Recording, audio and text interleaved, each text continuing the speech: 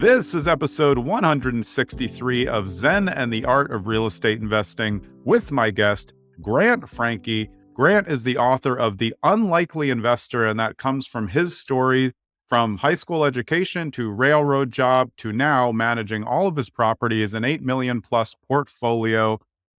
Grant, welcome to the show. Thanks for having me, Jonathan. Yeah, I love the story. And when we were connected via email, I was digging into the story, and that's what I really like about this. When was the first time that you remember being interested in real estate?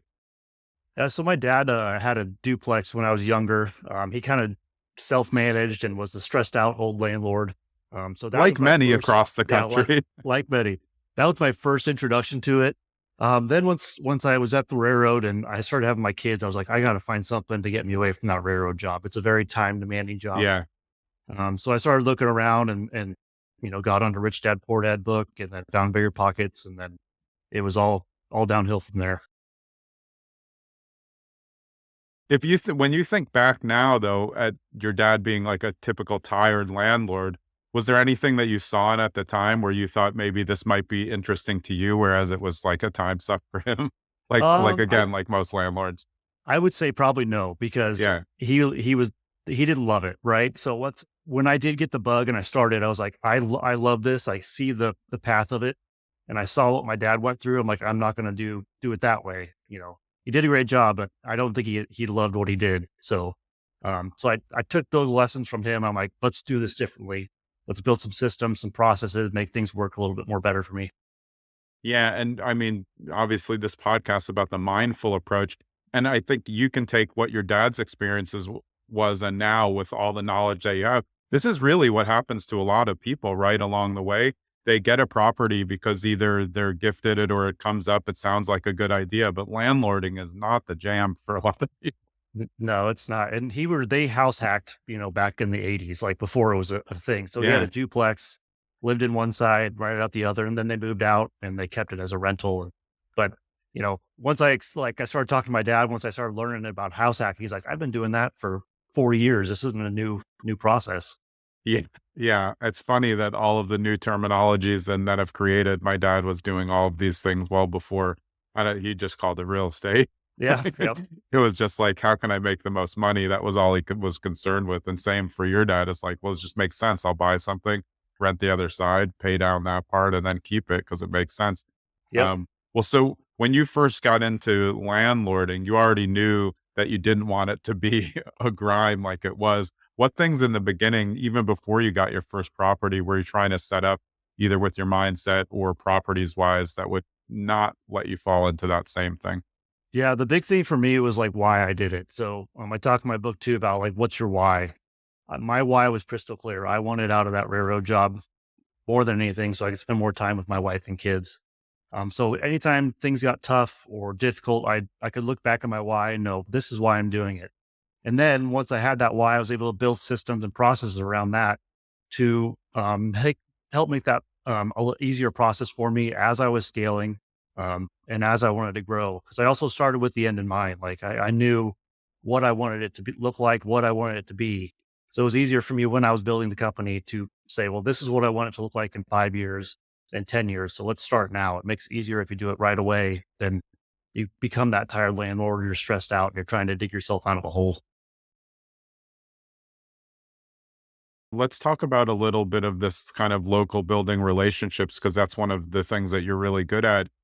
I mean, you kind of fell into it on this first thing, but it was through your due diligence of working Craigslist and then having like just honest conversations with people. How important do you think that is for new investors? Because I've always said I like local investing. I know people do really well on out of state, but it's not the same as saying like, hey, I live down the block. Oh, I know your neighbor. I know this guy.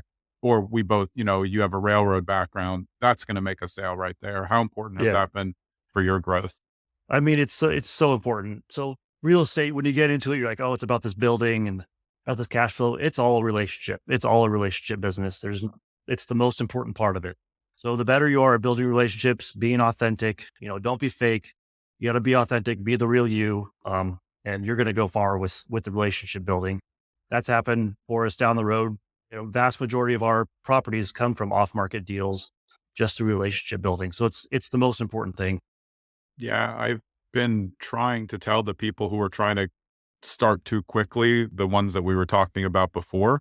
If you just go to real estate meetups and network honestly, straightforward for a year with no ask, not only will you find a mentor, you'll be presented with plenty of deal opportunities without having to really do anything.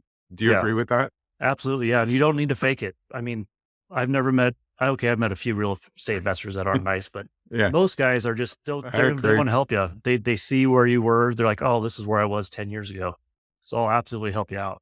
So Uh, if you go and you're authentic and you just say, hey, I'm new. Like I'm excited. I want to get in the game, but I don't know what I'm doing yet. People are going to help you out. Yeah, it's so important, the authenticity, and it's great. Like if you've just read Rich Dad Poor Dad, like you guys did, you have some background to have a conversation. You don't know a lot, but you know a little, at least to ask smarter questions, and then just be a fly on the wall for as long as you can, and you'll get so much information. I think there's so much, I guess, FOMO out there about scaling, but that's not really the important part. If you have more units and less cash flow, who cares? Yeah, That's more absolutely. Yeah, debt. you got to get good deals and you make your money when you buy. So and knowing the right people, building those systems and networking helps out with all that. Well, what's the most contiguous units that you have? Do you have any like apartment buildings that are more than 5 now? Yeah, so we've got a eightplex, we've got a handful of sixplexes as well, and then fourplexes. So that's kind of where we're looking now is at six and eightplex. It's just um, for scaling and operations, it's a lot easier to have more units under one roof. Yeah. Yeah, how have you liked that transition compared to just your regular 2 family? It's, at 6 and 8, it's still, generally the same thing with a little bit more like kind of update management, but you don't have on-site management for any of those, I would guess. Yeah, no, but it's all offsite. So I really enjoy that 6 to 8, 10 spot. You've got one roof to worry about. You got one sewer main to worry about. You've got, a few water things in there, but um, it's easier for me to, it's the same workload for me to buy a single family house as it is to buy an eightplex. So Yeah. I'm going to do that all day long over a single family house. Yeah, when do you think that you'll be looking into that, like, 50 range, or are you really comfortable building the blocks to 50 with these type of properties? Yeah, I wouldn't. Yeah, we're looking at all those deals right now. Scaling up to that is the next phase for us. Going above that is still kind of freaks me out, but that's the same feeling I probably had when I was looking at a fourplex when I was only buying single family houses. So real estate's just it's just bigger numbers, right? There's more commas, more zeros, so it's nothing to be too worried about that. But we're definitely looking at all those options now.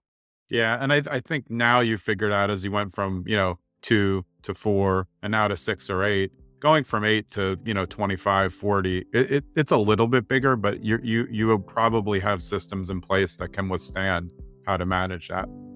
Yeah, absolutely. And that's, like I said in the beginning, we started with the end in mind. So I built this management up to where I'm not really overly involved with it anymore.